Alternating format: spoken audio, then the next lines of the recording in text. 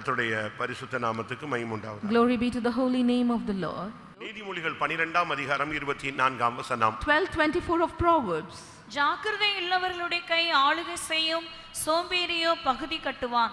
ஜாக்கிரதை உள்ளவன் ஆளுகை செய்வான், சோம்பேறி கப்பம் கட்டுவான். The hand of the diligent shall bear rule and the slothful shall bear tribute. எசக்கார் ரொம்ப ஹார்ட் வர்க்கர், ஆனா கொஞ்சம் வசதி வாய்ப்பு கொஞ்சம் சுகபோகத்தை விரும்பினதுனால அவன் கப்பம் கட்டறான். Issachar was a hard worker. Since he wanted comfort in his life, he paid the tribute. ஆனா இங்க கப்பம் கட்டற ஆள் யாருன்னா பக்கா சோம்பேறி. And the one who is slothful pays the tribute here. கிளம்புன்னு சொன்னா கோயிலுக்கு இந்த கிளம்புவான் எழும்புறதுக்கு ஒரு 1/4 மணி நேரம், பெட்ஷீட்டை மடிச்சு வைக்க மாட்டான், அதை மடிச்சு வை, அதுக்கு சத்தம் போட்டு அதை மடிச்சு வச்சு, திருப்பி பல்லு விளக்க போனா அதுக்கு ஒரு 1/4 மணி நேரம், குளிக்க போனா 3/4 மணி நேரம், கடைசியில் அப்படி இப்படின்னு ஒரு 10-10:30 தாண்டிடுங்க. And to get ready for the church, he takes so much of time, and by 10 or 10:30 the time passes and he comes. சோம்பேறித்தனம் உலகத்திலயும் ஒத்து வராது, ஆவிக்குரிய ஜீவிதத்துக்கு ஒத்து வராது. Slothfulness or being lazy will not be okay for the world and for spiritual life. Spring மாதிரி முழங்கால் போடுவோம் அப்படினா டப்புன்னு முழங்கால் போடணும். You should be like a spring.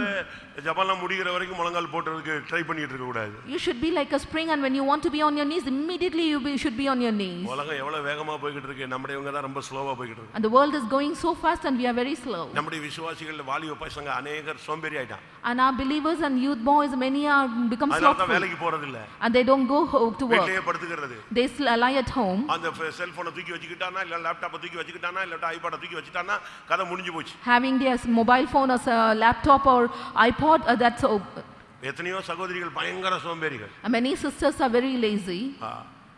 ஒரு சகோதரன் அவங்க அம்மாவும் ஒரு 2 நாளைக்கு முன்னால காலையில இங்க வந்தாங்க. A brother and his mother came 2 days before morning. ஐயா கல்யாணத்தன்னைக்கு கூட அந்த பொண்ணு குளிக்கலையானா. And the day of marriage she did not take bath. புரியுதா உங்களுக்கு எல்லாருக்கும்? தமிழ் புரியுதா நான் சொல்ற தமிழ்? Do you understand? கல்யாணத்தன்னைக்கு அந்த பொண்ணு குளிக்கலையா, அவ்வளவு சோம்பேறி. அப்படி ஒரு ஆளை பிடிச்சு கட்டி வச்சா இவன் எங்க போய் தொலைவான்? She is very lazy that she did not take bath even at the time of marriage. 4 மணி ஜெபம் முடிச்சிட்டு வெளியே வந்தா அம்மாவும் பையனும் நின்னாங்க. உங்க மெசேஜ் கேட்டோம், வந்தோம், இங்க வந்தோம், பார்க்க வந்தோம். அப்போ எப்படி போன கல்யாணம் ஆயிடுச்சானே? கல்யாணம் ஆயிடுச்சு, ஆனா சரியான ஆளை கல்யாணம் கட்டி வச்சாங்க. என்ன எப்படி? நீங்க ஒரு வார்த்தை சொல்றேன், கல்யாணத்துக்கு கூட வெனிஞ்சதில்லை, குளிச்சதில்லை அப்படின்னு சொல்லிட்டு ஒரு வீடியோ எடுத்து காட்டுறாங்க. அந்த கிச்சன் பார்த்தீங்கன்னா சும்மா குப்பைக்காடாக இருக்குது. இப்படி தான் எங்கள் வீடு. இதை கேட்க போனால் அடிதான், ஆவி பிடிச்ச மாதிரி அடிக்குது. எப்படி? இப்படியும் பிள்ளையை பற்றி நீ வச்சுருந்தீங்கன்னா, சோம்பேறி பிள்ளையை பற்றி வச்சுன்னா ரிட்டன் டிக்கெட் உடனே அவர் கொடுக்கும்போது நீங்கள் போகும்போது ரிட்டன் டிக்கெட் கொடுத்து அனுப்பிடணும். And when you have this lazy girls, and you should give the return ticket when they go. இப்படியா சோம்பேறி? அப்படி ஒரு ஆவி அது. That is a spirit of slothfulness. சோம்பேறிகளுக்கு ஒரு போட்டி வச்சாங்க. And they had a competition between lazy. அதுல ஒருத்தன் ஜெயிச்சிட்டான். And one got a victory. ஒருத்தன் ஜெயிச்சிட்டான். One overcome. இப்ப பிரைஸ் கொடுக்கிற time. And there's a time to give the praise. இந்த ஆள் ஜெயிச்சிருக்கிறார், வந்து உடனடியாக பரிசை பெற்றுக்கொள்ளவும். And this man has won the praise and come immediately and receive it. ஒருத்தனுமே வரல. And nobody came. அப்போ ஒருத்தன் சொன்னா, டேய் உன் பேர் தான்டா சொல்றாங்க, யாராவது போய் வாங்கிட்டு வா அப்படினா. And he said it is your name mentioned, and the person said go receive, someone can receive it. எப்படிப்பட்ட சோம்பேறி அவன்? And look how lazy he is. அவன் பேர் தான் சொன்னன்னு பக்கத்துல ஒருத்தன் சொன்ன உடனே அவன் சொன்னானா, அத போய் யாராவது போய் வாங்கிட்டு வான்னு சொன்னான். It is his name mentioned, and he is so much lazy. Bible சொல்லுகிறது பிளேட்ல கையை வச்சிட்டு வாய்க்கு எடுக்கிறதுக்கு அவனுக்கு கஷ்டப்படுவான். அவன் தான் ஒரிஜினல் சோம்பேறின்னு பைபிள் சொல்லுது. The original slothful man is the one who keeps his hand in the plate and he does not want to eat. அதனால இப்ப நம்ம பெற்றோர்கள் என்ன பண்றாங்க, அந்த பிள்ளைகளை சோம்பேறித்தனத்துல இன்னும் கொஞ்சம் சோம்பேறி ஆக்குறதுக்காக காலேஜ் படிக்கிற பொண்ணுக்கும் பையனுக்கும் கூட என்ன செஞ்சிட்டு இருக்காங்க. ஏன்னா இவன் பிளேட்ல கை வச்சிட்டு எங்க எடுக்க மாட்டேங்கிறான், வாய்க்கு எடுக்கிறது கஷ்டம்னு சொல்லி இவங்களே வாய்க்கு கொண்டு போய் ஊட்டி விட்டு கல்யாணம் கட்டினா அங்க ஊட்டுவானா, கல்யாணத்தன்னைக்கு பந்தியில் ஊட்டுவான், போட்டோவுக்கு டிக் கிளிக் கிளிக்னு அடிக்கும்போது ஊட்டுவான். அதுக்கு பிறகு வேறு காரியங்கள் நடைபெறும். Our parents make the children more slothful that they want to feed them because the children have become very lazy. அந்த ஒரு நாளுக்கு தான் ஒரே பாட்டில்ல ஸ்டாப் போடுறதில்ல. That one night they'll eat in one இது ஒரு சில போட்டோகிராஃபர் ஃபெய்த்தம்ல வச்சு எல்லாத்தையும் ஸ்டார்ட் பண்றான் முட்டாள் மாதிரி. And they start everything in the faith home. அன்னைக்கு ஊட்டுவாங்க, பயங்கரமா இருக்கும். And they will feed in the day of marriage. சோம்பேறித்தனம் உன்னுடைய வாழ்க்கையில உன்னுடைய நன்மைகளை நீ இழக்க வைக்கும். Slothfulness will make you to lose all your goodness in your life. 8 மணிக்கு எழும்புற பழக்கம், and getting up by 8 o'clock, 10 மணிக்கு எழும்புற பழக்கம், getting up by 10 o'clock, காலையில ஜெபமே கிடையாது, and no prayer in the morning. இப்படிலாம் நீங்க பிள்ளைகளை தயவு செய்து பையனா இருந்தாலும் சரி, பொண்ணா இருந்தாலும் சரி, வசதியா இருந்தாலும் சரி, வறுமையாக இருந்தாலும் சரி, இப்படி வளர்க்கவே வளர்க்காத. Even if you're rich or poor, do not bring up your children in this manner. ஒரு பிள்ளையை காட்டுக்கழுதையை போல வளர்த்தவன் யாருன்னு பைபிள்ல இருக்கு. காட்டுக்கழுதையை போலலாம் வளர்க்க கூடாது. And you should not bring up your children like a wild ass. அது வாடு தூங்குறது. And they sleep. அது எப்பமா எழும்பும். And it will get up குளிக்கும். and it will go take bath at some time. It is not so. Bible சொல்லுகிறது சோம்பேறி பகுதி கட்டுவான். And the slothful will pay the tribute, says the Bible. ஆவிக்குரிய ஜீவிதத்துல any time நீங்க ரெடியா இருக்கணுங்க. And you should be ready in the spiritual life. சோம்பேறியே, நீதிமொழிகள் 6:6ல சொல்லி இருக்கு, சோம்பேறியே நீ எறும்பினிடத்தில் போய் எதை கற்றுக்கொள்? எதை கற்றுக்கொள்? உற்சாகத்தை கற்றுக்கொள். Go to the ant, thou sluggard, and consider her ways and be wise. 6:6 Proverbs 6:6. சோம்பேறியே நீ எறும்பினிடத்தில் போய் அதன் வழிகளை பார்த்து ஞானத்தை கற்றுக்கொள். ஞானத்தை கற்றுக்கொள். இன்னொரு இடத்துல என்ன சொல்லி இருக்கு? சுறுசுறுப்பை கற்றுக்கொள்.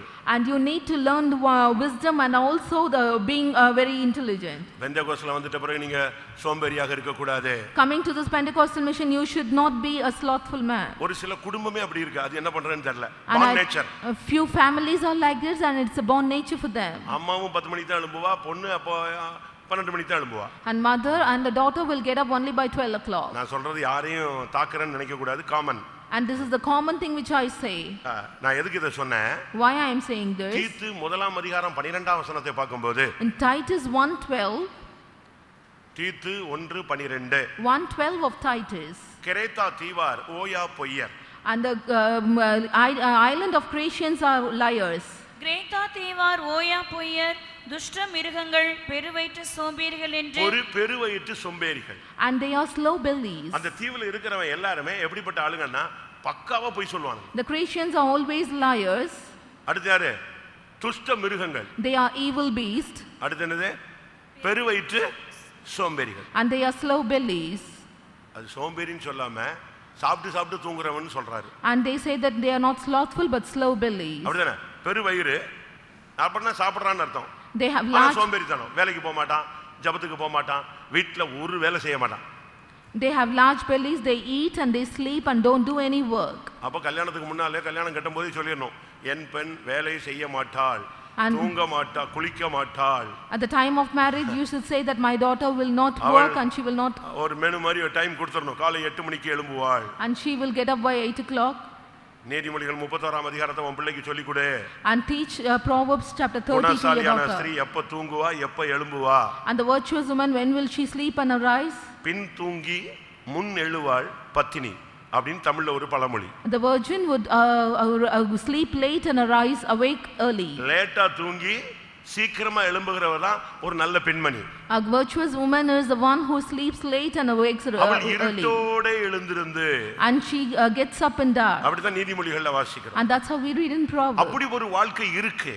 And we have a life like one. சோம்பேறித்தனம் உன்னுடைய ஜீவியத்துல உன்னுடைய மேன்மைகளையும் நஷ்டங்களையும் ஆஸ்திகளையும் ஐஸ்வரியங்களையும் இழந்து போக வைக்கும். The slothfulness will make all your riches to lose. சோம்பேறியுடைய கைகள் வேலை செய்ய சம்மதியாது. And the slothful hands will not be obeyed. நீதிமொழிகள் 21:15. 21:15 of Proverbs. நீதிமொழிகள் 21:25. 21:25 of Proverbs. சோம்பேறியின் கைகள் வேலை செய்ய சம்மதியாததினால். வேலை செய்ய சம்மதிக்காது. His hands refuse to work. ஆனா பேச சொல்லுங்க, அடேங்கப்பா தன் பார்வையில ஞானி மாதிரி பேசுவான். And when you ask them to speak, they will speak as if they are wise. நீதிமொழிகள் 26:16. 26:16 of Proverbs. புத்தியுள்ள மறு உத்தரவு சொல்லத்தகும் 7 பேரை பார்க்கிலும் சோம்பேறி தன் பார்வைக்கு அதிக ஞானம் உள்ளவன். தன் பார்வைக்கு சோம்பேறி எப்படிப்பட்ட ஆளு? அதிக ஞானியாக இருப்பாங்க. The sluggard is wiser in his concert. கர்த்தருடைய பரிசுத்த நாமத்துக்கு மகிமை உண்டாவதாக. Glory be to the holy name of the Lord. சீமைகளின் நாயகி ஜனம் பெருத்தவள் அங்கே கப்பம் கட்டுகிறவளாய் மாறி போனாள்.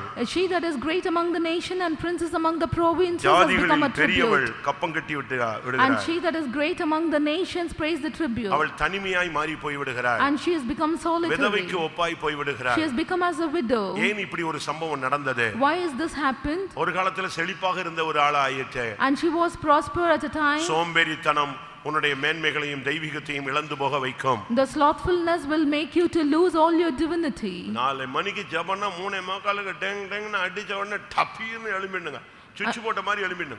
4 o'clock prayer, 3:45 you should be alert. இன்னும் கொஞ்சம் தூங்கட்டும், இன்னும் கொஞ்சம் தூங்கட்டும்னா 7 மணி தாண்டிடும். Want to sleep a little and it will become 7 o'clock. ஒரு சிலர் படுக்க போகும்போது அலாரத்தை வச்சுட்டு ஆண்டவரே எப்படினாலும் 4 மணிக்கு நான் எழும்பிடணும்னு வைப்பான். 4 மணிக்கு அதை அடிச்ச உடனே பேய் அடிச்ச மாதிரி அதை ஒரே அடி சப்புன்னு அடிச்சானா அது பிறகு அது செத்து போன மாதிரி ஆயிடும். If you keep the alarm by 4 o'clock to get up for the praising, and when it rings they just give one smite and it becomes as if it is dead. ட்ரைனிங்ல வந்து எங்களுக்கு டியூட்டி கொடுப்பாங்க. And they give duties in the training. night இந்த prayer chainல இருக்கிறவங்க எல்லாம் எழுப்பிட்டு வரணும். And those who are in the prayer chain should wake. புரியுதா உங்களுக்கு? Do you understand? இந்த நைட் டியூட்டி பார்த்தா எங்களுக்கு பகல்ல leave. And if he sees the night duty, then he has the morning duty. அப்ப நைட்ல 10 மணி 11 மணிக்குல இருந்து இந்த பிரேயர் செயின் பார்ட்டிகள் எல்லாம் எங்க தூங்கி இருந்தாலும் போய் தட்டி எழுப்பி ஜெபத்துக்கு டைம் ஆயிடுச்சு எழும்புன்னு இவன் அந்த 4 மணி நேரத்துக்கு முன்னால போய் ஒவ்வொருத்தரையா தட்டிக்கிட்டே இருப்பான். And 15 minutes before the prayer chain team would arise the next group. 4 மணி ஜெபத்து வரைக்கும் இவன் என்ன செய்யணும்? அவங்கள தட்டி கொண்டு வந்து உட்கார வைக்கணும். Till 4 o'clock they make them to sit. பாதி பேர் வருவான், பாதி பேர் ஊழியத்துக்கு போன புதுசுல ஒரு 2 மாசம் பயங்கர ஸ்பீடா இருப்பானுங்க. அதுக்கு பிறகு வண்டி நார்மலுக்கு அப்புறம் அதுக்கு பிறகு வருவான், போகவே மாட்டான். The first 2 months in their ministry they would go, and the next they'll become slow. ஒரு 50% ஒழுங்கா போய்டுவானுங்க. And 50% will go correctly. ஒரு குரூப் நேரா போய் இங்க இருந்து எந்திரிச்சு போய் அங்க தூங்கிடுவான். And they will go there and sleep. ஒரு குரூப் ஒழுங்கா போய் ஜெபம் பண்ணுவான். One group will go and pray. ஒரு குரூப் போகாது. One group will not go. இவனை போய் எழுப்பி when they go and wait, இவனுக்கு ஜிப்பாவை எடுத்து கையில கொடுத்து and giving the jippa in the hand, போட்டு விட்டு நீ போன்னு சொல்லிட்டு இங்கிட்டு வந்தா இவன் தூங்கிடுவான். காலையில கேட்டா நீ ஏன் போலனா என்னை எழுப்பவே இல்லை.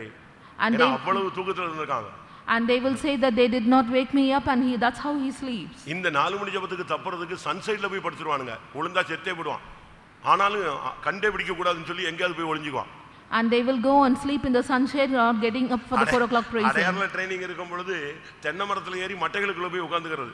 And in Adayar training எங்க எவனுமே கண்டுபிடிக்க முடியாது. They will climb up the coconut tree and sit up there and nobody can find him. தூக்கம். Sleep. தூக்கம் கந்தையை வருவிக்கும். The slumber will bring filth. சோம்பேறி. Sluggard. சோம்பேறித்தனம் உன்னுடைய ஜீவியத்திலே நஷ்டங்களை கொண்டு வரும். The sluggardness will bring a loss in your life. இந்த உலக வசதி வாய்ப்புகளை நீ நாடினால் நீ கப்பம் கட்டுகிறவனாய் மாறுவாய். If you seek for the comfortability of the world, you will pay tribute. ஐஸ்வரியவான் ஆகும்படி நீ ஆசைப்படாதே. And do not desire for anything. அப்படி ஐஸ்வரியவானாய் மாற விரும்புகிறவர்கள் என்ன செய்வார்கள்?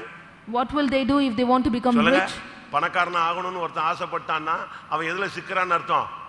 கண்ணியிலும் கேட்டிலும் அமிழ்த்து. வாசிங்க. 1 தீமோத்தேயு 6ஆம் அதிகாரம் 9ஆம் வசனம். ஐஸ்வரியவான்களாக விரும்புகிறவர்கள் சோதனையிலும் கண்ணியிலும் மனுஷரை கேட்டிலும் அழிவிலும் அமிழ்த்துகிற மதிகேடும் சேதமுமான பலவித இச்சைகளிலும் விழுகிறார்கள். ஐஸ்வரியவானாகணும், பணக்காரனாகணும், வசதியா வாழணும்னு நினைக்கிறவன் எல்லாம் அப்ப வசதியாவே பாரக்கூடாதா அப்படின்னு நீங்க கேட்கலாம். You might think that if you want to become rich, and should I not be rich always? நான் சொல்றேன். And I tell you, ஐஸ்வரியத்தை கர்த்தர் தரணும்னு சொல்றேன். And the richness should be from God. கர்த்தரின் ஆசீர்வாதம் ஐஸ்வரியத்தை தரும், அதனோடு வேதனையை கூட்டார். And the richness of the Lord, blessing of the Lord will bring richness, and he will not add pain to it. உபாகமத்தில் ஒரு வசனம் இருக்கிறது. And there is a word in Deuteronomy. வேதம் என்ன சொல்லுகிறது? What does the Bible say? ஐஸ்வரியத்தை சம்பாதிக்கத்தக்கதான பலனை தேவன் உனக்கு கொடுப்பார். God will give you a strength in order to get the richness. உபாகமம் 8:18. 8:18 of Deuteronomy. உன் தேவனாகிய கர்த்தரை நினைப்பாயாக, அவரே உன் பிதாக்களுக்கு ஆணையிட்டு கொடுத்த தம்முடைய உடன்படிக்கையை உறுதிப்படுத்தும்படி இந்நாளில் உனக்கு உண்டாயிருக்கிறது போல ஐஸ்வரியத்தையும் சம்பாதிக்கிறதற்கான பலனையும் உனக்கு கொடுக்கிறவர். ஐஸ்வரியத்தை சம்பாதிக்கத்தக்கதான பலனை கர்த்தர் தான் உனக்கு கொடுக்கிறவர். The Lord will give you the power to get the wealth. அதை விட்டுட்டு leaving all that, என் சாமர்த்தியத்துல தான் நான் சம்பாதிச்சேன்னு சொல்லிப்புடாத. And do not say that with my strength I earn. 17ஆம் வசனம். Verse 17. என் சாமர்த்தியமும் என் கைபலனும் இந்த ஐஸ்வரியத்தை எனக்கு சம்பாதித்தது என்று நீ உன் இருதயத்தில் சொல்லிக் கொள்ளாமலும் இருக்க எச்சரிக்கையாயிருந்து. எப்படி எவ்வளவு தெளிவா சொல்லிருக்கு. கர்த்தர் உனக்கு தேவனா தருவாரு. God will give you the riches. உன்னை ஒரு பாதையில கொண்டு போகணும்னு ஆசைப்படும் பொழுது நீ உலக பிரகாரமான ஐஸ்வரியங்கள் அதெல்லாம் ஆசைப்படாத.